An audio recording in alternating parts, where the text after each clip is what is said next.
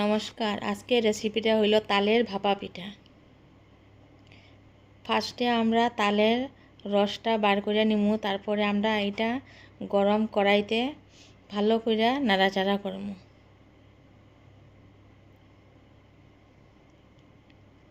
তারপর আমরা 6-7 চামচ সুগার অ্যাড করবো, করে ভালো করে মিক্সড করবো। এখন একটু একটু করে আমরা চালের গুঁড়া অ্যাড করব।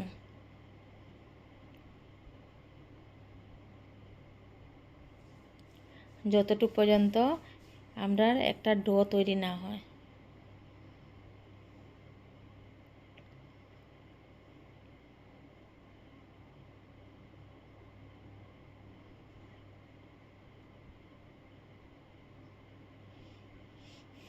আমরা এটা রেডি হয়ে গেছে।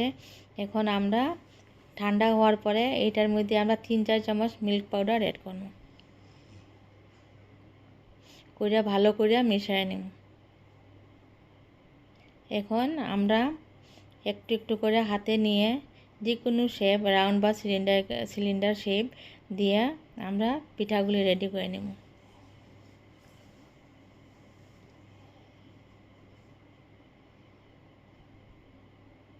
এখন আরেকদিকে কড়াইতে আমরা জল ফুটিয়ে নেব, নিয়ে আমরা স্ট্রেনারটা বসাই দেব, দিয়ে ভালো করে ঢাকা দিয়ে 20 মিনিট পর্যন্ত ভাপ দিয়ে দেব।